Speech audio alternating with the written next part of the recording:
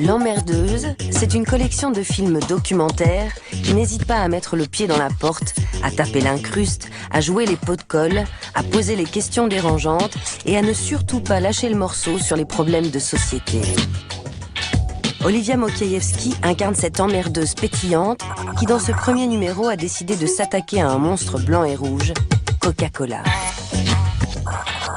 À part du sucre et des bulles, que boit-on vraiment ? Que cache l'opacité de sa couleur caramel ? Canette à la main, la journaliste pourtant accro au coke va enquêter jusqu'à plus soif sur le mystère de la boisson aux soi-disant extraits végétaux.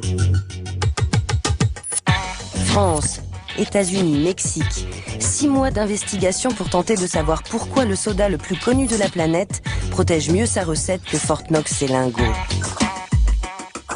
Coca-Cola et la formule secrète, à suivre tout de suite dans Infrarouge.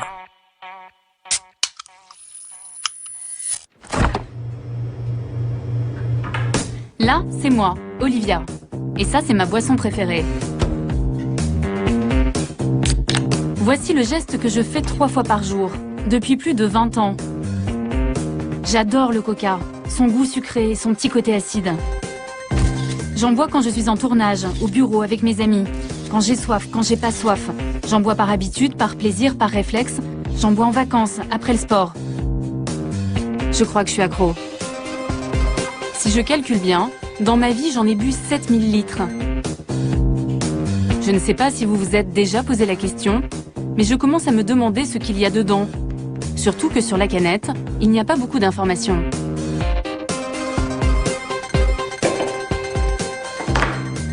Vous pourrez vous opposer à cet enregistrement en nous faisant part de votre refus. Léa Guimaury, bonjour. Oui, bonjour madame, je suis bien au service consommateur ? Oui, vous êtes au service consommateur Coca-Cola. Oui, bonjour. Je vous appelle parce que je consomme très régulièrement votre boisson. En fait, je voulais savoir ce que vous mettiez dans le coca. Donc le Coca-Cola classique, c'est de l'eau qui est gazéifiée avec du sucre et des arômes naturels. D'accord, et tout ce qui est arômes naturels, c'est quoi ?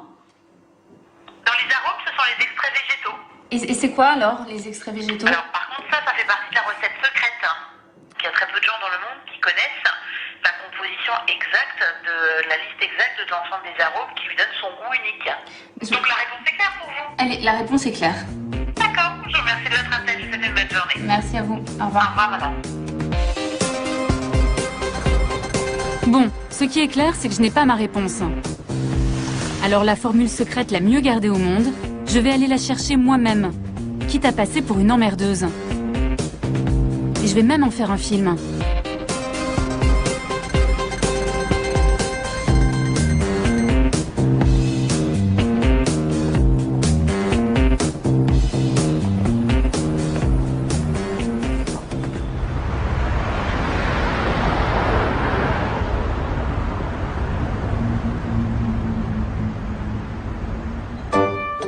Pour savoir ce que je bois depuis tant d'années, le plus simple c'est d'aller directement à la source, à Atlanta, le temple de Coca-Cola.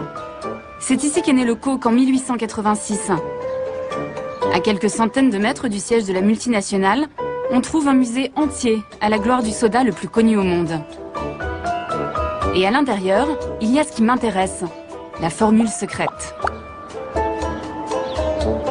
L'année dernière, Muhtar Kent, le big boss de Coca en personne, l'a déposé dans un immense coffre-fort. En tout cas, c'est ce qu'il prétend.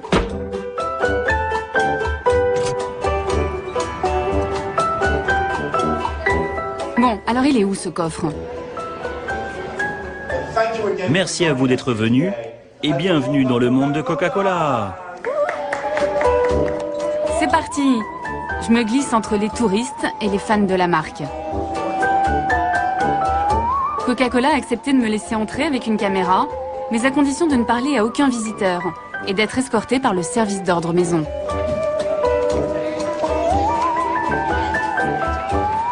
Regardez là. Ce qu'on veut nous montrer ici, c'est le monde merveilleux de Coca-Cola. Comme dans la pub, où quand on ouvre du coca, on ouvre du bonheur. You're so sweet. C'est dommage que tu parles pas, tu vas pas pouvoir me donner la formule. What's the secret formula? Tell me. Qu'y a-t-il dans cette boisson pour que là, à cet instant, plus de 78 millions de personnes ouvrent tout un Coca-Cola dans le monde? Chaque jour, le groupe vend 2 milliards de boissons. Je réalise à quel point cette histoire de secret est devenue un véritable outil marketing. Suivez-moi. Et côté mise en scène, avec les Américains, on est rarement déçus. A secret formula for the most deliciously different taste the world has ever known. A secret formula for all that is, was, and ever will be the heart of Coca-Cola.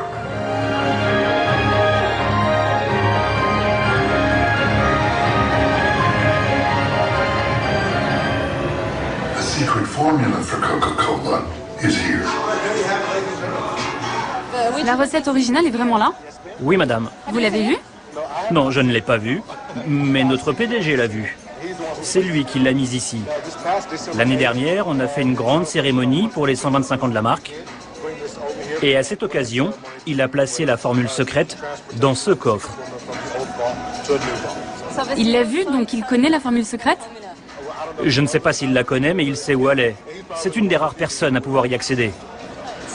Bon, on va vérifier. Je ne peux pas l'ouvrir, ça ne marche pas. Vous devez reculer. Vous ne pouvez pas l'ouvrir. Mais je veux savoir. Vous devez reculer. Vous avez déclenché l'alarme. Vous voulez dire que la sécurité va débarquer? Non, ce qui va se passer, c'est que ce sont des policiers qui vont arriver. Ah oui, ok, bah je les attends. Bon, combien vous voulez pour me laisser ouvrir le coffre? Sécurité, ici Tim. Pas de souci. C'est nous qui avons déclenché l'alarme. Je crois que tout ça, c'est surtout du spectacle. La recette est là, mais je ne peux pas vous la montrer. Alors qui dois-je contacter pour connaître la formule? Bon, je suis sympa avec mes questions, mais la sortie, c'est par ici. Je n'en saurai pas plus. Ah, j'ai quand même droit à un petit cadeau de départ. Timothy, c'est gratuit, je peux en boire autant que je veux? Tout ce que vous voulez, autant que vous voulez. Mais je vais être malade. Non, pas de souci. C'est comme si vous étiez enfermé dans un magasin de jouets.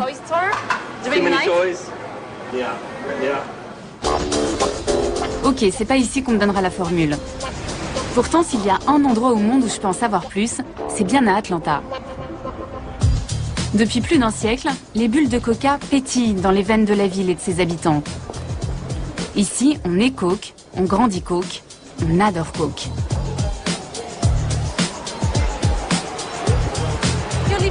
Vous vivez à Atlanta, vous pouvez peut-être m'aider à savoir ce qu'il y a dedans. J'en ai aucune idée. Et ça vous ennuie pas? Ça m'ennuie pas du tout. Vous connaissez tous les ingrédients du Coca-Cola? Ah non, pas du tout. On n'a pas le droit, vous savez, c'est secret. Vous n'avez pas le droit, mais vous êtes une consommatrice? Oui, mais c'est pas grave, ils ont le droit d'avoir leur secret. Vraiment? Ça ne vous embête pas? Non. Est-ce que vous savez ce qu'il y a dedans? Ce qu'il y a dans le coca? Non, ils gardent ça très secret. Et vous n'êtes pas curieuse de savoir ce que vous buvez? Non, j'aime ça, c'est tout. Vous leur faites confiance? Bien sûr. Je suis la seule à vouloir savoir ce qu'il y a dans le Coca-Cola. C'est dingue. La seule? Pas tout à fait. D'autres avant moi ont tenté de percer le mystère Coca. Des concurrents de la marque, des fans, des chimistes ont même analysé la célèbre boisson. Sans succès. Difficile de trouver quelque chose quand on ne sait pas ce qu'on cherche. Personne n'est parvenu à identifier la totalité des ingrédients, jusqu'à l'année dernière, où une radio américaine a annoncé une découverte incroyable. Nous pensons que nous avons trouvé la recette originale du Coca-Cola. Et je ne plaisante pas. Je ne plaisante pas, la recette la plus secrète du monde. Je l'ai là. On l'a trouvée dans un vieux journal. C'est un journaliste, un certain Charles Selter, qui aurait publié la recette originale du Coca-Cola.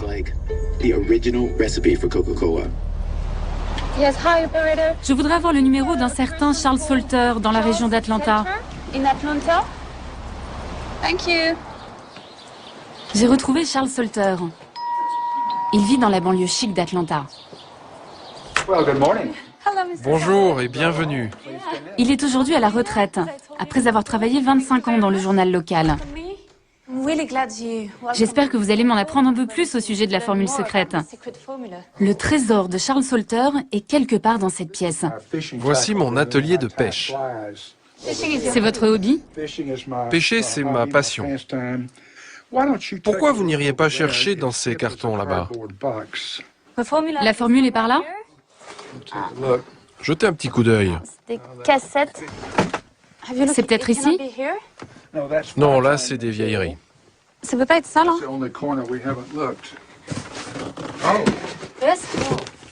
Voilà. C'est excitant. It's so exciting. So you think it's Vous pensez qu'elle est là? Ah, voilà la photo. Je l'ai prise en 1979. J'avais un ami qui vivait dans la région. Il tenait un drugstore à Gainesville. Et un jour, il me dit « Charles, il faut que tu vois quelque chose. » Et là, je vois un document intitulé « L'authentique Coca-Cola ». Quand j'ai vu ça, je me suis dit « Mon Dieu, j'ai l'histoire de l'année ». Ce document daterait de 1910. Il s'agirait d'une copie manuscrite de la recette originale en mauvais état. Je découvre les fameux extraits végétaux que Coca refuse de donner. Première surprise, il y aurait de l'alcool, mais aussi du citron, de l'orange, de la coriandre, et tout en haut de la liste, un ingrédient qui me fait halluciner. What's that? C'est quoi ça? F-E, Coca. Extrait de feuilles de coca.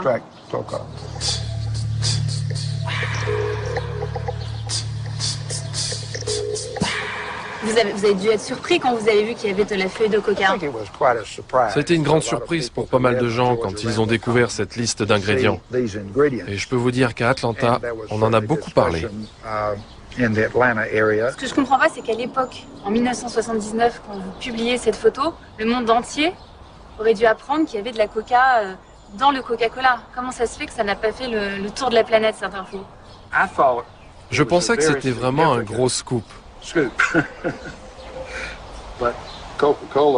Mais Coca n'a jamais confirmé que c'était la formule originale. Personnellement, je suis convaincu que c'est la bonne formule. Mais ça fait partie de ces mystères, si difficiles à élucider. À l'origine, dans la recette de mon soda, il y aurait eu de la feuille de coca et son dérivé de la cocaïne. Logique après tout, c'est pour cela que ça s'appelle Coca-Cola. Mais pourquoi mettre de la drogue dans une boisson? La réponse est à 40 km de là, dans la ville de Columbus. C'est ici qu'a vécu le pharmacien John Pemberton, l'homme qui a inventé le Coca-Cola. Une jolie maison, une vie a priori bien rangée. Mais mon guide va me raconter comment est née la célèbre boisson. Une histoire qu'on préfère oublier chez Coca-Cola. Nice to meet you. Donc c'est là qu'il vivait? Oui, il vivait ici avec sa femme et son fils, Charles. Et là, c'est sa chambre, c'est ça? This was his bedroom. Wow. C'est une jolie maison traditionnelle. Ça, c'est John et son fils, Charles, un peu plus âgé. Et où est-ce qu'il travaillait? Son laboratoire est installé dans la cuisine. En 1886, aux États-Unis, c'est l'apparition des sodas. John Pemberton va s'inspirer d'une boisson française très populaire à l'époque, le vin Mariani, qui justement contenait de la cocaïne. Qu'est-ce qu'il faisait ce pharmacien? Il a inventé différentes boissons. En voici quelques publicités ici. Il passait son temps à fabriquer des mixtures. À l'époque, les gens pensaient que les sodas soignaient toutes sortes de maladies. C'est pour ça qu'on trouvait les sodas dans les pharmacies. C'était un peu comme des médicaments. Et à la base, le Coca-Cola, c'était un médicament. Oui, Coca-Cola était un médicament et il contenait de la cocaïne au début. C'était censé vous soigner pour toutes sortes de douleurs, que ce soit à la tête, au ventre, toutes sortes de maladies en fait. Mais Pourquoi Pemberton a mis de la cocaïne dans le Coca-Cola? Suite à ses blessures durant la guerre de sécession, il est devenu accro à la morphine. Et il est devenu ensuite dépendant à d'autres produits un peu moins dangereux que la morphine. Vous faites visiter cette maison à des classes, des enfants, et vous leur dites pas, en fait, qui était vraiment le docteur John Pemberton. Vous leur parlez pas de son problème avec la drogue, vous parlez pas de cocaïne? Non, on donne juste aux enfants des informations basiques sur Coca. On ne leur parle pas de la cocaïne.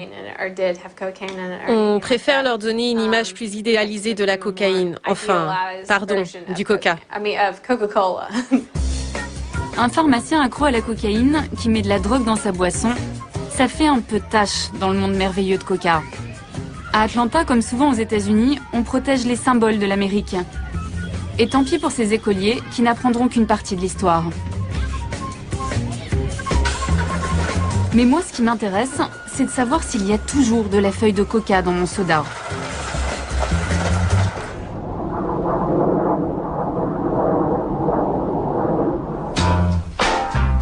À 2000 km d'Atlanta, j'ai rendez-vous avec l'un des rares Américains qui osent défier la marque la plus puissante du monde.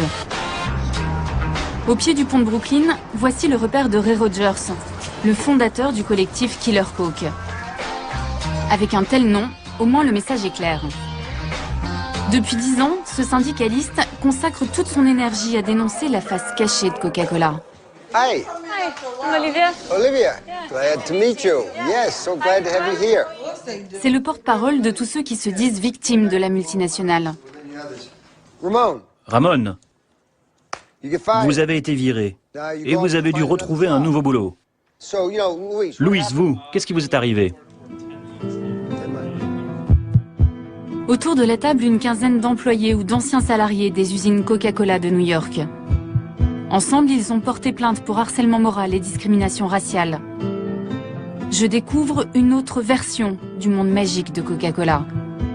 Ces ouvriers fabriquent le soda pour des millions d'Américains. Ils ne connaissent pas la recette, ils mélangent seulement le sirop de cola avec de l'eau, avant de le mettre en bouteille. Vous avez déjà entendu parler ou vu des feuilles de coca? On en a entendu parler, mais ils ne nous laissent jamais voir la production, car le sirop n'est pas fabriqué chez nous. Mais oui, on a entendu des choses. Est-ce que vous pensez qu'il y a des produits utilisés qui sont dangereux? Sans aucun doute possible, oui. On reçoit le sirop dans des gros barils. Il y a une grille tout autour et un autocollant indiquant que c'est dangereux, corrosif. Un jour, j'ai vu un de ces barils s'ouvrir. Le produit a littéralement bouffé la peinture au sol. Ça l'a enlevé. En fait, c'est de l'acide très puissant. Les gens chargés de nettoyer ne pouvaient pas toucher ce truc avec les mains. Mais normalement, c'est juste du sucre et des arômes naturels. Non, non, non, non, non, non, non. J'aimerais que ce soit ça. Mais ce n'est pas le cas. Ils ne veulent pas qu'on sache ce qu'ils mettent dedans. Je ne comprends pas comment un gouvernement peut autoriser une entreprise à commercialiser un produit dont la recette est secrète. Nos enfants en boivent. Des employés en colère qui se posent les mêmes questions que moi. Une entreprise qui refuse de me répondre, c'est pas gagné. Mais après tout, même les secrets les mieux gardés finissent un jour par s'éventer. Ray Rogers va me révéler une information embarrassante pour Coca. Il m'emmène loin des beaux quartiers de New York. Direction, l'un des ports du New Jersey. Selon lui, c'est ici que la compagnie continuerait d'importer discrètement l'ingrédient préféré du pharmacien Pemberton. Impressionnant, non? C'est ici qu'ils reçoivent les feuilles de coca qu'ils importent de Bolivie et du Pérou. Ça arrive ici. Oui, ça arrive ici. Les feuilles de coca ne sont autorisées dans ce pays que pour deux raisons. Un, pour les préparations médicales. Et l'autre, c'est pour Coca-Cola, qui l'utilise dans certaines de ses boissons. Et à ma connaissance, c'est la seule façon d'importer légalement de la feuille de coca de Bolivie et du Pérou. Ça veut dire qu'aujourd'hui, aux États-Unis, en dehors des laboratoires pharmaceutiques, Coca-Cola est la seule entreprise à pouvoir importer de la feuille de coca ici. Oui, Coca ne veut pas l'admettre, mais ils en utilisent encore dans certaines de leurs boissons. La question qu'on peut se poser, c'est qu'est-ce qu'ils font avec? Pourquoi est-ce si important dans leurs boissons? Et pourquoi ils ne le reconnaissent pas? Car si vous regardez sur leur bouteille, vous ne verrez jamais cet ingrédient. C'est écrit nulle part, non? C'est intéressant, parce que selon moi, s'ils cachent leurs recettes et qu'ils parlent de recettes secrètes, c'est justement à cause de la feuille de coca. C'est probablement un des secrets qu'il ne faut pas dévoiler. Il y aurait donc toujours de la feuille de coca dans mon soda. Est-ce que c'est pour ça que je suis si accro? Non, impossible. La cocaïne a été interdite en 1906 dans le Coca-Cola. D'après Ray Rogers, les feuilles seraient aujourd'hui utilisées uniquement pour leur arôme, leur goût amer. Et pour se débarrasser de la cocaïne, la firme d'Atlanta ferait appel à une société spécialisée, la Stepan Company. Hello, madame. Bonjour madame, j'ai appelé plusieurs fois et je n'ai eu personne. J'aimerais savoir si c'est bien ici que vous transformez la feuille de coca. Je vais voir si quelqu'un peut vous répondre. Non, nous n'avons pas le droit de parler de nos clients ici. Donc personne ne peut me dire si vous importez bien de la feuille de coca du Pérou? On ne parle pas de nos clients, on ne peut pas vous aider. Et il n'y a pas de responsable? Bon, merci. Au revoir, passez une bonne journée. Il n'y a pas moyen? Mais quand même, je pense que j'ai le droit de savoir, non? Merci, au revoir. Visiblement, il n'y a pas que chez Coca qu'on a le goût du secret.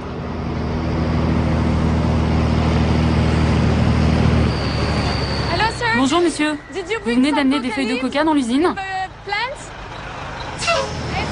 Monsieur, est-ce que vous allez chez Coca-Cola? Je ne vais pas chez Coca, mais ma cargaison va chez Coca. Pourquoi? Stepan importe de la feuille de coca, n'est-ce pas? Je ne sais pas ce qu'ils font. Mais qu'est-ce que vous transportez? J'ai des barils de liquide. Quel genre de liquide? Je sais seulement que ça va chez Coca. C'est peut-être du sirop, j'en sais rien. Vous ne savez pas ce que c'est? C'est un liquide alimentaire. Je veux savoir ce que je bois, donc je cherche à connaître les ingrédients. Ils ne nous laissent pas savoir. Oui, c'est secret. Bien sûr, comme toujours. Stepan fournirait donc un mystérieux liquide à Coca-Cola. Mais ce produit a-t-il oui ou non un lien avec la feuille de coca? Excusez-moi, vous vivez ici? J'habite à côté. Est-ce que vous connaissez Stepan? Ouais, je connais. Vous savez ce qu'ils font? Il y a longtemps, j'y travaillais. Il faisait de la cocaïne. Il faisait de la cocaïne? Je vous parle de ça il y a 15 ans. Il faisait de la cocaïne. C'est ce qu'on m'a dit. Et maintenant, vous savez ce qu'ils font? Je travaille plus là-bas. Coca-Cola continue d'utiliser de la feuille de coca. Oui, bien sûr. Et on m'a dit que c'était ici qu'elle était transformée. C'est possible, puisqu'ils fabriquent de la cocaïne pour les labos pharmaceutiques. Excusez-moi, vous êtes au courant qu'il y a une usine juste en face qui importe de la feuille de coca? Vous en avez entendu parler? Non, pas du tout. L'entreprise s'appelle Stepan. Ils fabriquent de l'extrait de coca pour Coca-Cola. Vous êtes au courant? Non. Ça ne vous pose pas de problème? Si, bien sûr. Mais ici, il y a une usine qui importe de la feuille de coca et qui la vend. Et la ville est d'accord? Bien sûr que oui. Bon, si je comprends bien, il n'y a plus de cocaïne dans mon soda. Mais en attendant, je bois probablement sans le savoir de l'extrait de feuille de coca depuis 25 ans.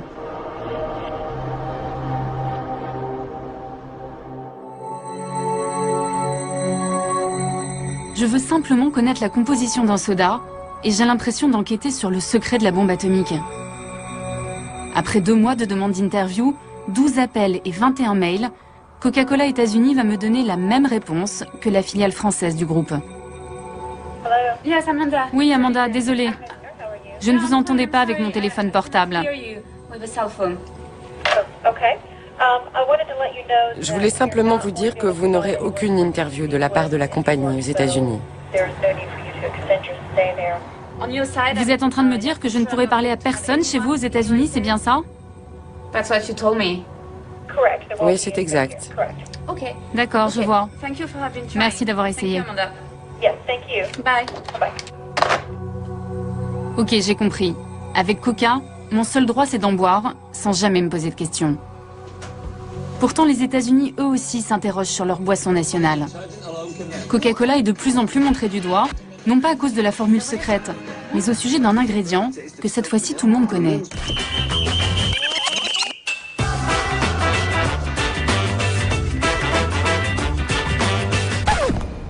Vous ne mangeriez jamais 16 sachets de sucre. Pourquoi les boire alors? Il y a 16 sachets de sucre dans un demi-litre de soda.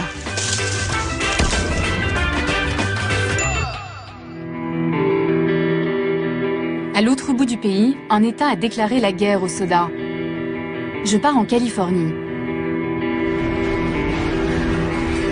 Ici, il est désormais interdit de vendre des boissons sucrées dans les lieux publics ou dans les écoles. Il faut dire que 40% des Californiens sont en surpoids ou obèses. Alors tout est fait pour diaboliser le soda, surtout auprès des jeunes. The cost so cheap and it tastes so sweet, but in a few years it'll rot on your teeth. Rather have water, milk, or iced tea than wrap my lips around a Pepsi. All that sugar in just one drink, it got more calories than processed meat. Sprite, Coke, and root beer floats, bound to give folks diabetes and strokes. The more you drink, the less you think. Bet you didn't know brain cells get weak. C'est quoi le message que tu veux donner aux jeunes? C'est de leur dire de ne pas boire de soda en fait, c'est ça? Il faut plus boire du tout de soda. Ça peut faire du mal à trop de gens. Tu commences tout petit, en grandissant tu continues, ça fait partie de toi, et tu deviens tellement accro. T'es pas branché si tu bois du coke, pas du tout. Faut que tu boives de l'eau ou un truc plus sain. Arrête. Tu sais pas ce que ça fait sur ton corps. Ok, donc si je veux être cool, il faut que j'arrête. Ouais, si tu veux être cool, faut que t'arrêtes le coca. Mais on ne change pas si facilement l'American Way of Life. Face à eux, les anti-sodas ont des machines de guerre comme Coca, qui dépensent des milliards de dollars en publicité. On y va. La bataille est encore loin d'être gagnée. Pour me le prouver, le leader californien des anti-Coca m'invite à déjeuner dans ce qu'il appelle un désert alimentaire. Un de ces quartiers où il n'y a que des fast-foods à des kilomètres à la ronde. Je voudrais un Coca, un grand s'il vous plaît. Regardez la taille de mon verre d'eau qui arrive. Et voilà mon eau. Ah oui, c'est tout petit. Ok. Ok, thank you very much. Et je peux...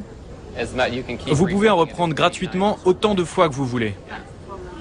C'est un gros problème. C'est ça le problème, hein. Je peux en avoir autant que je veux. Je peux venir me servir quand. Servez-vous copieusement et si ça ne vous suffit pas, revenez et prenez-en encore. C'est un déjeuner équilibré, ça. Vous avez suffisamment de calories, ça va? C'est un demi-litre, ça. Oui, c'est même un peu plus. C'est 75 centilitres. Un Américain boit en moyenne 170 litres de soda par an.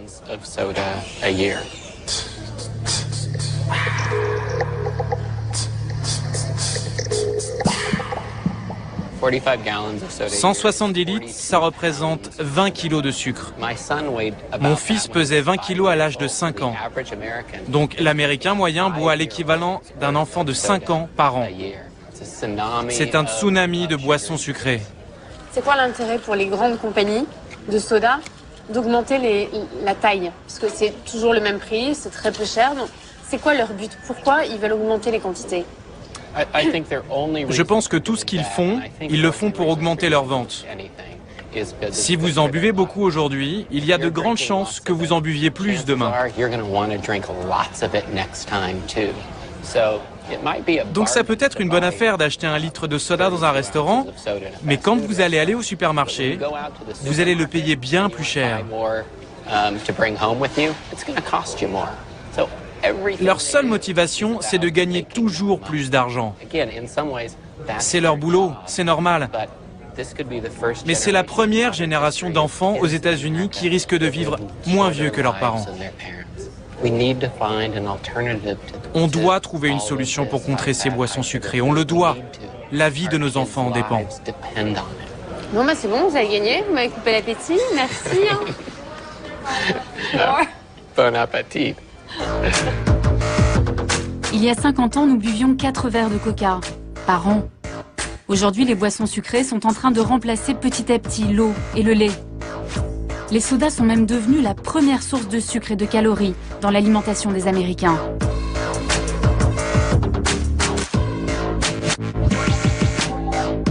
Il y a quelques mois, l'un des plus grands spécialistes de l'obésité a alerté l'opinion mondiale.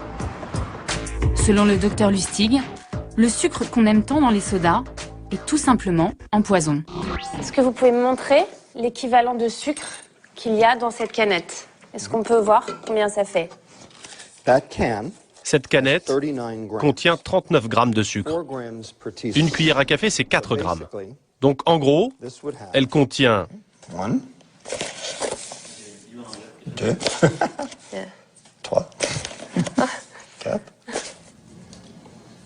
5, 6, 7, 8, 9 Oh là là. et 10. Ça, c'est la quantité de sucre contenue dans cette canette. Donc quand je bois ça, j'ingurgite en fait cette quantité de sucre. Exactement. Aucune différence. Ok. Moi, je sais que j'ai du mal à arrêter. J'essaye d'arrêter, de diminuer ma consommation, mais j'y arrive pas. C'est à cause de ce sucre que je suis dépendante? Absolument. La raison pour laquelle les gens ne parviennent pas à arrêter de consommer ces boissons, c'est parce que le sucre a un impact sur une partie précise du cerveau. Et ça devient difficile d'arrêter. C'est pour ça que nous avons des enfants et des adultes qui ont une vraie dépendance au sucre. Et alors, quel est l'effet que ça produit sur le cerveau? Ça affecte le mécanisme de la récompense. La même zone que la nicotine, la cocaïne, les amphétamines, l'héroïne, la morphine. Ça provoque le même effet. Le besoin augmente en permanence. Car le problème, c'est que plus vous en prenez, plus le neurotransmetteur dans le cerveau, la dopamine, se met en marche. Et plus le système a besoin de doses importantes pour provoquer le même effet la fois d'après. Et ce phénomène s'appelle la tolérance. Quand vous arrêtez de consommer, vous avez des symptômes physiologiques. Et c'est la combinaison de tout ça qui fait que vous devenez dépendant. Aujourd'hui, on sait que le sucre fait exactement le même effet que toutes les autres drogues, en plus faible, bien sûr. Moi, je vois de plus en plus d'enfants, même très jeunes, boire du Coca-Cola. C'est quoi l'effet sur leur santé? C'est terrible. C'est un désastre qu'on constate tous les jours. Dans les cliniques pour obèses, les gamins ont des taux de lipides identiques à ceux que l'on voit habituellement chez des patients de 65 ans.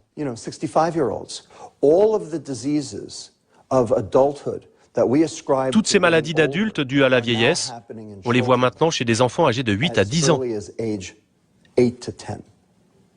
C'est un désastre. Le diabète de type 2, par exemple, est spécifiquement lié à la consommation de sucre, et on travaille là-dessus. Vous avez l'air très en colère contre cette industrie. Je soigne des enfants obèses. Je soigne des enfants qui vont mourir jeunes. Ils vont perdre 20 à 30 ans d'espérance de vie. Et ils vont coûter à ce pays 192 milliards de dollars de perte de productivité. Il n'y aura plus d'assurance maladie en 2024. La sécurité sociale ne pourra plus suivre. J'ai de bonnes raisons d'être en colère. Je suis médecin et mon rôle est de soigner des gens. Et je ne peux pas le faire si l'industrie alimentaire les détruit. Oui, je suis un peu en colère. Mais si je fume, si je bois de l'alcool, je sais que je prends un risque Quand je bois du coca, j'ai juste l'impression que ça va me faire un peu grossir, mais je me doute pas une seconde que c'est si dangereux pour la santé. Combien d'années allez-vous perdre si vous fumez 2 paquets de cigarettes par jour? Environ 20 ans. C'est à peu près la même chose si vous buvez 2 canettes de soda par jour. Vraiment? Really? C'est presque pareil. Donc, un coca, tout le monde s'en fout. 10 000 coca, vous allez mourir. Really? Vraiment. Mourir de quoi? Attaque cardiaque, AVC, cancer, démence, diabète. En même temps, moi, ça fait 25 ans que je bois 2 canettes par jour et je suis en bonne santé, je suis pas obèse. Qu'est-ce que vous en savez? Vous n'êtes pas obèse, c'est sûr. Mais vous êtes certaine d'être en bonne santé? Et peut-être que vous faites assez de sport pour éliminer les graisses, pour brûler les calories. Et si c'est le cas, tant mieux. Le problème, c'est que vous n'êtes pas représentatif du consommateur moyen. C'est sûr qu'après ça, on voit les choses un peu différemment. Voici vos sodas. Et votre obésité. Vos maladies cardiaques. Et votre accident cérébral. Attendez! Vous ne voulez pas votre diabète aussi?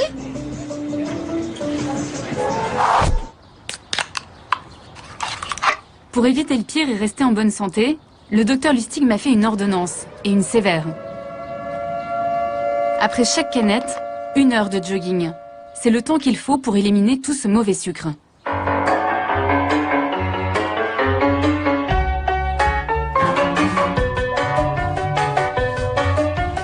Je vous dis pas quand j'en prends 3 dans la journée.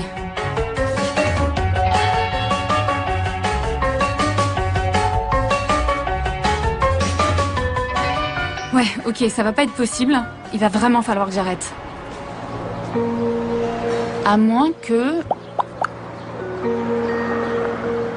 Est-ce que la solution, c'est ça? Est-ce que la solution, c'est les soda light, les cola light? Parce que du coup, il n'y a plus de sucre, donc il n'y a plus de problème. Tout le monde veut savoir pour les édulcorants. Moi le premier. J'aimerais bien savoir si c'est la solution. Mais il y a un problème.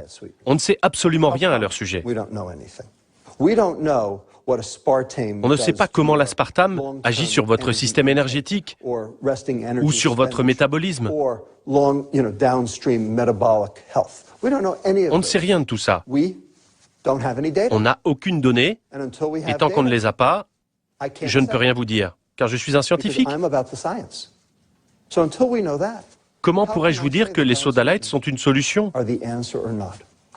On ne sait absolument rien sur les édulcorants. Et pour l'instant, ça reste un mystère.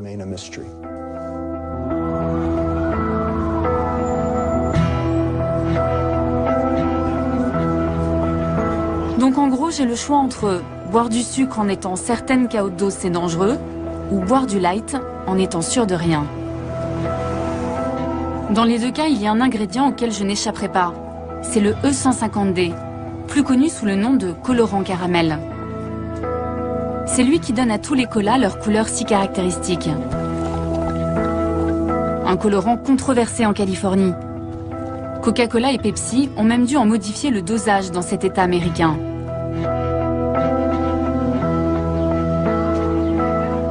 Le scientifique à l'origine de ce nouveau scandale m'a donné rendez-vous dans ce diner.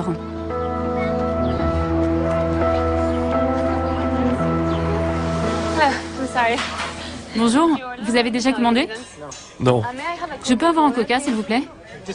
Et pour moi, juste un verre d'eau, s'il vous plaît. Vous ne buvez pas de coca, n'est-ce pas? Non, je n'ai pas bu un coca depuis très très longtemps.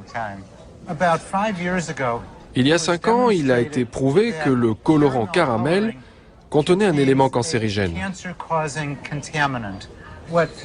Ce que les fabricants de ce colorant font, c'est qu'ils prennent du sucre, y ajoutent de l'ammoniac, puis des acides, et mélangent le tout à haute pression. Ça crée la couleur caramel, mais ça crée aussi de nouvelles molécules. L'une de ces molécules est connue sous le nom de 4-MI. Dernièrement, des études ont démontré que ce composant provoque des cancers chez les animaux et très probablement chez l'homme.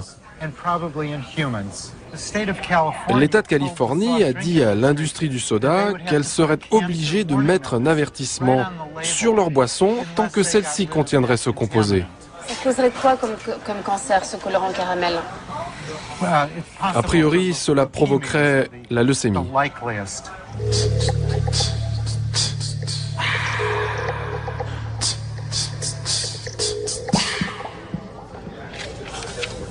Il y a quelques semaines, je lui ai envoyé des canettes achetées en France, histoire de comparer. Car j'ai appris que la recette varie en fonction des pays. Ok. Et en ce qui concerne la France, ça veut dire que le niveau qu'il y a dans les canettes que je vous ai envoyées est supérieur au seuil fixé par la Californie? Voici la limite californienne. Elle est désormais de 29 microgrammes pour une canette. Les canettes françaises de Coca-Cola classique contiennent, elles, 79 microgrammes, soit plus de 2 fois ce seuil autorisé en Californie. Et les 2 canettes de Coca Light dépassent presque 3 fois cette limite. Donc, si par exemple ma canette française qui contient 79 microgrammes de MI4, je l'avais achetée en Californie, qu'est-ce qu'il y aurait écrit sur la canette? La Californie exigerait un avertissement sur la canette du genre « Ce produit est, selon l'État de Californie, susceptible de provoquer des cancers chez les animaux ». Ce ne serait pas une bonne pub.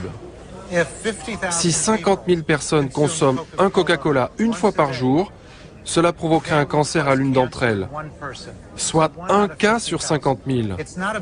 Ce n'est pas énorme, mais si vous multipliez par la population totale de la France, le chiffre augmente considérablement.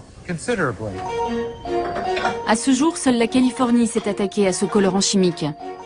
En Europe, du côté des autorités sanitaires, on n'est pas inquiet.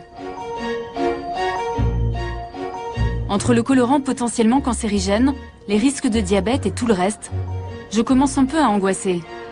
J'ai l'impression qu'il y a un problème derrière chaque ingrédient. Est-ce que c'est normal que la boisson la plus consommée au monde soulève autant de problèmes? Coca-Cola ne veut pas me répondre? Ok, je vais aller voir Muhtar Kent, le PDG, celui qui a caché la formule secrète. Et je vais aller directement chez lui. Cher Monsieur Kent, je réalise un documentaire sur le Coca-Cola. J'essaye désespérément de vous contacter depuis 2 mois. Voici mon numéro. Appelez-moi s'il vous plaît.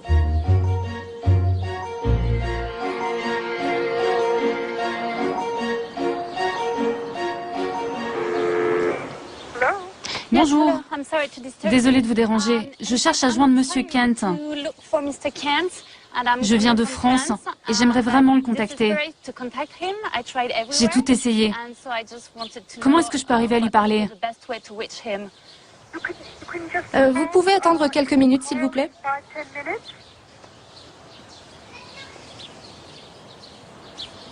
Oh, yes. Hello? Yes? Oui, c'est pourquoi? Je m'appelle Olivia Mukijevski, je suis une journaliste française. Et je cherche à parler à Monsieur Kent. Non, il n'est pas là. Il n'est pas là pour le moment? Non. Est-ce que je peux lui laisser un message? Oui. Je lui laisse un petit mot, juste là. Il y a mon nom, mes coordonnées et ma demande. Hello? Hello?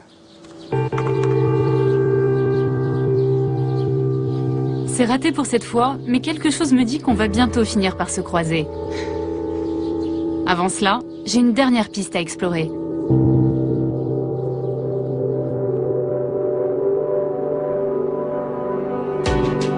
Elle concerne un autre ingrédient de Coca et pas n'importe lequel.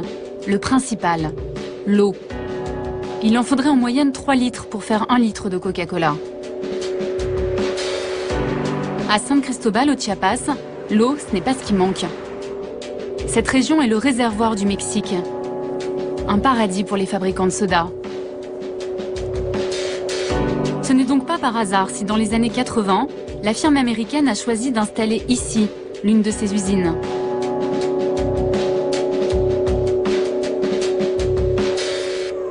Antonino Garcia enquête sur Coca depuis plus de 10 ans.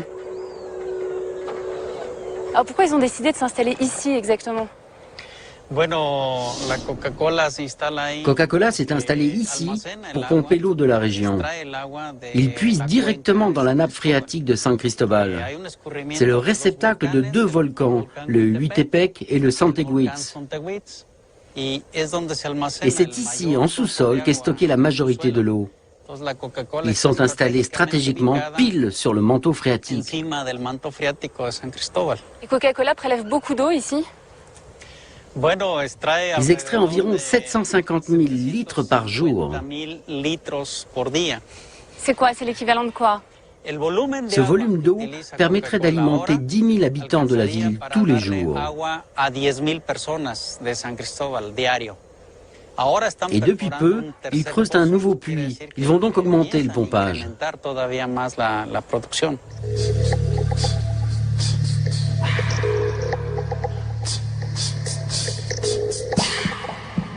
Mais j'imagine qu'avec le nombre de litres d'eau qu'ils prélèvent chaque jour, ils doivent payer très cher et dédommager la région pour tout ça, non?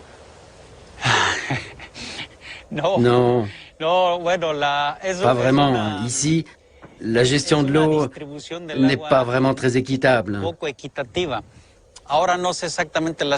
Aujourd'hui, on ne connaît pas les chiffres, mais en 2003, ils ont payé environ 25 000 € pour l'année. C'est ridicule. 25 000 € pour des centaines de millions de litres d'eau. Le principal ingrédient de Coca ne coûterait quasiment rien à la compagnie. D'après Antonino, si le géant américain est si bien traité au Mexique, c'est grâce à Vicente Fox, le président du pays jusqu'en 2006. Et devinez ce qu'il faisait Vicente Fox avant de devenir président. Eh bien, il était PDG de Coca-Cola Mexique.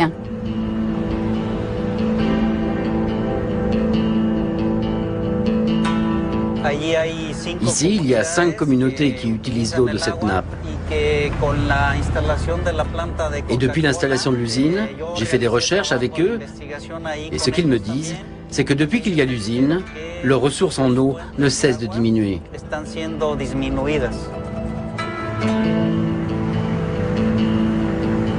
Les premières familles touchées se trouvent à Ocotal, sur les flancs du volcan, juste au-dessus de l'usine de Coca. Bonjour Thomas. Buenas tardes. Olivia. Thomas est le chef de la communauté. 10 personnes vivent dans cette maison. Et depuis quelques années, leur quotidien est devenu une vraie galère. Il n'y a pas d'eau. Et c'est comme ça tout le temps? Quand les nappes sont basses, on reste sans eau. Au-dessous d'un certain niveau, ici, on ne peut plus avoir d'eau. Et alors comment vous faites quand vous n'avez pas d'eau? On se débrouille avec des seaux, on va au puits, on prend des seaux. Et ils ne sont pas là. On les prend pour laver le linge, la vaisselle, ou pour faire à manger. Les coupures d'eau sont de plus en plus longues. Alors à Ocotal, on est heureux quand il pleut. On prend cette eau et on la met là. Là, c'est de l'eau de pluie, c'est comme ça que toute la famille se lave, c'est ça? Et pour laver le linge? C'est cette eau qu'on utilise. D'accord. Mais cette eau, elle n'est pas potable? Non, mais on la boit quand même. On la prend, cette eau, on la sort d'ici et on la boit. Ok? Ça va, c'est pas... Ça nous désaltère. D'accord, mais vous n'êtes pas malade quand vous buvez cette eau? Nous, les adultes, ça va. Mais pour les enfants, ça pose un problème. Qu'est-ce qui se passe avec les petits alors? Ils sont malades? Ils ont mal à l'estomac, ils vomissent, ils ont la diarrhée. Ah oui?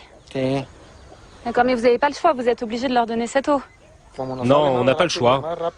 Mais au moins, on n'a plus soif.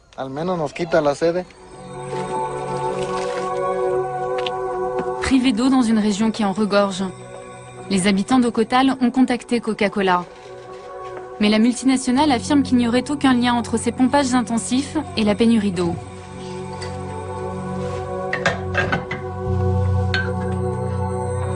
Comble de l'ironie, quand il n'y a plus d'eau au village, les enfants boivent du soda. C'est une histoire sans fin, celle d'un piège qui se referme sur les Indiens du Chiapas.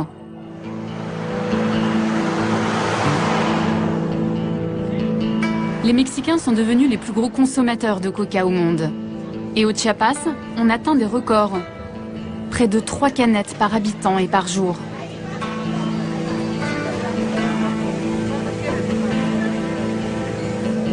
Ce n'est pas ici que je vais commencer mon sevrage. Quand on veut boire quelque chose dans le coin, il n'y a pas vraiment le choix. J'ai rendez-vous avec un médecin qui dénonce cette omniprésence de coca au Mexique. Marcos. Ah, je suis contente. Ça va bien. J'avais peur de m'être trompée d'endroit parce que des boutiques qui vendent du Coca-Cola, il y en a partout sur la route. Ça a été quoi le déclic? Pourquoi vous vous êtes intéressé à cette boisson? Je suis venu au Chiapas pour travailler auprès des réfugiés sur les problèmes de malnutrition. Je me suis aperçu que c'est dans les 2 premières années de la vie qu'on définit les habitudes alimentaires. Et ici, les mères donnent des sodas à cet âge-là à leurs enfants. Et donner tant de sucre si jeune provoque fatalement une addiction au sucre. On dit quoi? On dit qu'il y a eu une coca-colonisation du Mexique? Oui, c'est un terme qui a été employé par le rapporteur spécial des Nations Unies l'an dernier. Il a été impressionné par la coca-colonisation du Mexique. Si vous voulez m'aider, cliquez à chaque fois que vous voyez un point de vente. D'accord, donc je clique dès que je vois une boutique qui vend du coca. Alors là, il y en a une. Ok, pour l'instant, il y en a un. 1, 2. C'est incroyable. 4. C'est incroyable parce qu'elles sont à côté. 5. Tenez, regardez, il y en a un autre ici. D'accord, alors là, on est donc en plein milieu des montagnes, à 2500 mètres d'altitude. Et on a fait quelques centaines de mètres et on a déjà vu 7 boutiques qui vendent du Coca-Cola. 8. C'est terrible. Il n'y a rien d'aussi facile à trouver que le coca. Vous voyez, c'est le nom de la ville dans une bouteille de coca. Mais comment c'est possible ça? C'est possible et c'est terrible. Regardez, il y a encore 2 boutiques côte à côte. Enfin des légumes. Là, il y a des légumes, ils vendent pas de coca. On en a combien là? Là, j'en suis à 166. En 42 km, c'est incroyable. Un pays repeint en rouge et blanc. Le modèle économique parfait pour Coca-Cola. Jusque dans les villages les plus reculés du Chiapas, la multinationale a mis en œuvre une stratégie imparable. Et le Coca-Cola, c'est ce que vous vendez le plus? Oui. Au mois, j'en vends environ 8 caisses. Et 10 caisses quand il y a du monde. Au mois, hein. Et les frigos? Ils sont loués. C'est une prestation. Je ne peux pas dire qu'ils me les ont offerts, parce que c'est une location tant que je vends leurs produits. Est-ce que dans le frigidaire, vous avez le droit de mettre des produits qui ne sont pas des produits Coca-Cola? Non.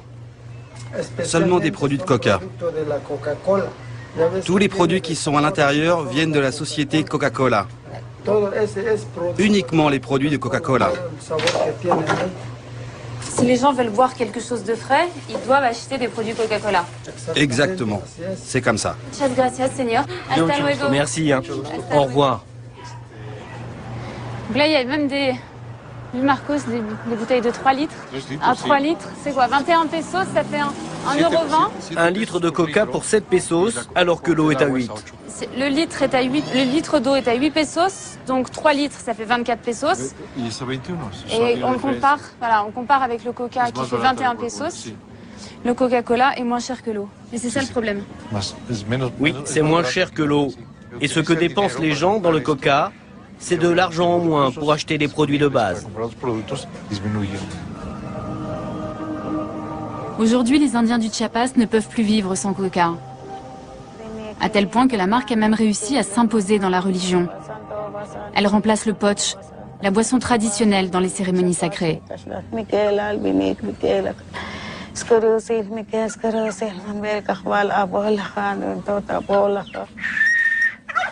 Dans cette famille, la prière du jour est dédiée au petit garçon qui a de la fièvre. Pour satisfaire les dieux, pas moins de 7 bouteilles de coca en offrande.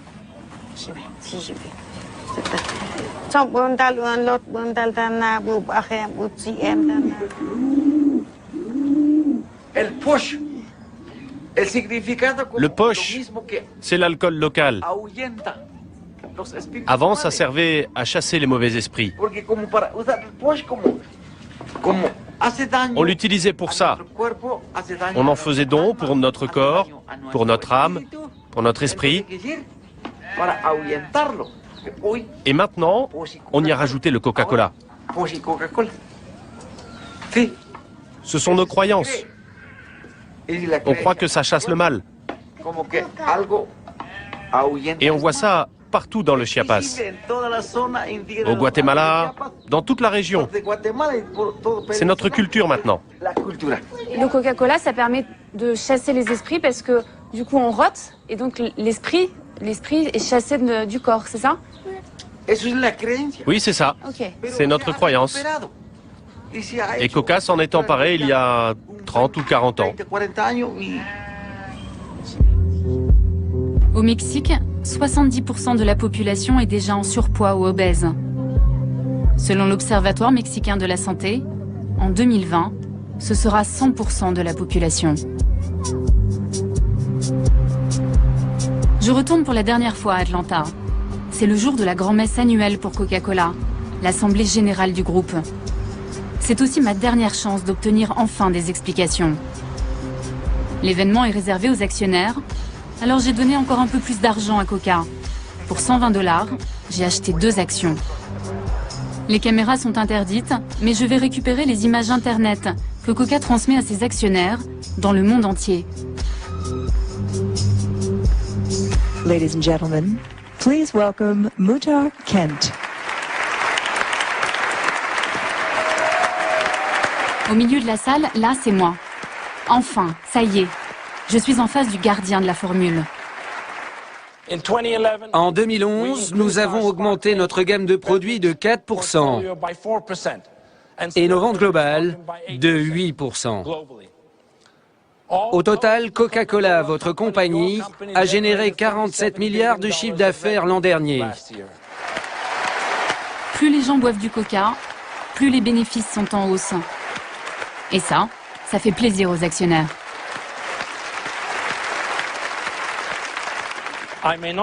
Je ne serai pas en mesure de répondre à toutes vos questions, mais je vais donner la parole au plus de gens possible. 6 personnes seulement seront choisies au hasard. Mes chances sont minces. Mais à la 4e question... Monsieur le Président, voici Olivia Mokiejewski. Bonjour, Monsieur le Président. Je viens de France pour être avec vous aujourd'hui. Monsieur Kent, vous êtes probablement l'une des rares personnes dans le monde à savoir ce qu'il y a dans le coca. Les consommateurs comme moi n'ont pas cette chance et ne savent pas ce qu'ils boivent. Le peu d'informations disponibles sur cette recette pose une seule question. Que buvons-nous? Vous dites, monsieur, vouloir faire de ce monde un monde meilleur. Alors pourquoi utilisez-vous autant de sirop de sucre, alors que tous les chercheurs indépendants affirment que c'est dangereux pour la santé? Pourquoi utilisez-vous un colorant caramel chimique, alors qu'il en existe des naturels? Pourquoi prélevez-vous autant d'eau au Mexique et en Inde? Et enfin, pourquoi ne dites-vous pas que vous utilisez toujours de la feuille de coca dans votre recette? Merci, monsieur, pour votre attention. Merci d'être venu de France pour assister à notre Assemblée générale. Je tiens à vous dire clairement que nos 3000 produits sont sains. Nous sommes fiers de la qualité de tous ces produits. Nous sommes fiers de nos standards de fabrication, qui sont souvent bien supérieurs aux normes légales des pays, de tous les pays dans lesquels nous les produisons. Bon allez, je vous épargne les 2 minutes 15 de langue de bois. Muhtar Kent m'a répondu, mais ne m'a rien dit. Pendant ce temps-là, son groupe a écoulé près de 3 millions de boissons dans le monde.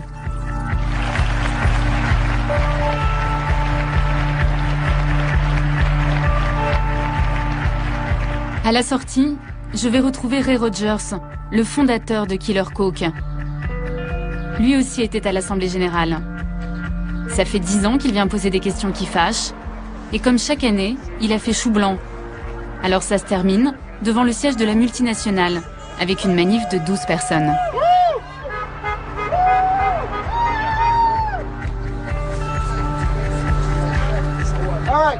Ok tout le monde, est-ce qu'on peut essayer de faire juste une ligne, côte à côte? Allez, s'il vous plaît, est-ce que vous pourriez juste bouger un peu pour qu'on puisse faire cette ligne? Il faut faire une ligne. Là, vous n'êtes pas nombreux, vous n'avez pas l'impression de prêcher un peu dans le désert? Le plus important pour nous, c'était qu'on soit présent pour l'Assemblée Générale, qu'on signale notre présence, et qu'il existe des images pour montrer qu'il se passe des choses, même ici, à Atlanta, le berceau de Coca-Cola. Et si vous regardez, nous sommes épaulés de quelques indignés d'Atlanta, et on demande une entrevue. Et s'ils nous arrêtent, eh bien nous reviendrons plus nombreux la prochaine fois. Et on leur rendra la tâche plus dure encore. Donc c'est un peu David contre Goliath. Mais ici, nous sommes des centaines de David.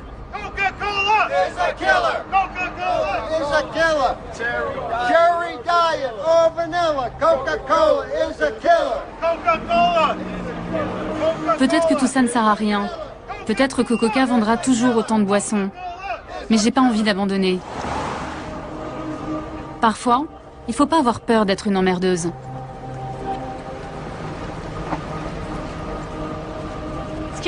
Excusez-moi, monsieur, je suis journaliste. Pas de caméra ici. Vous devez partir d'ici. Non, madame, non. J'aimerais juste savoir si monsieur Kent est là. Je n'ai pas la moindre idée. Partez, s'il vous plaît. Oui, mais on m'a dit que... Derrière. Non, madame. Non, vous traversez. Vous repartez de l'autre côté. J'aimerais juste poser une question. Pas de question. Mais je suis une consommatrice. Bonne journée, madame. Ok, je peux parler à personne ici. Non, madame. En 6 mois d'enquête, j'ai découvert la face cachée de Coca. Celle qu'on ne voit jamais dans les publicités. Celle que le marketing cherche à effacer. J'ai compris aussi qu'avec la formule secrète, Coca a trouvé le meilleur moyen d'éviter les questions qui dérangent.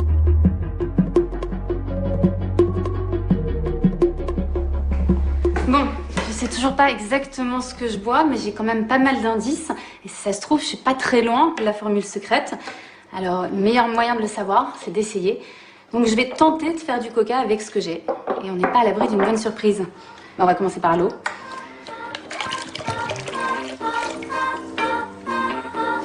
Bon sucre, 100 g de sucre. Pour l'instant, je pense que jusque-là, je suis dans le vrai. Fameux colorant caramel. On va en mettre quelques gouttes seulement. Bon, déjà là, on se rapproche de la couleur. Ah, alors ensuite, feuille de coca. Mais je m'appelle pas coca, donc moi, je peux pas en importer. Alors, je vais me contenter du maté. C'est de l'infusion de feuilles de coca. Quelques gouttes de vanille. Alors, la caféine. Donc on va en mettre un petit peu. Et du jus de citron. Voilà, là il y a de l'alcool, enfin, c'est de l'alcool alimentaire. Bon, là je vais m'attaquer aux fameux arômes naturels, ceux qui sont si secrets. Il y a de l'orange, du citron encore, la noix de muscade, fleur d'oranger.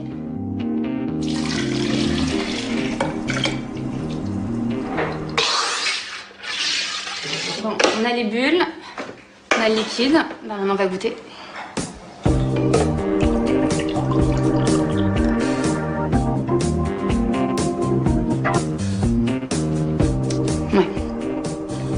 Un peu le goût d'un cola bon marché. Mais j'en bois trop, moi. J'arrive pas à juger.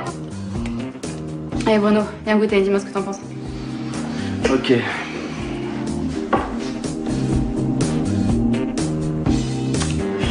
Bah, c'est pas très bon. Viens voir goûter, okay. Là. C'est vraiment pas bon. Allez, Richard, viens voir. Hop, bougez pas. Alors, c'est pas bon ce qu'elle a fait, maman?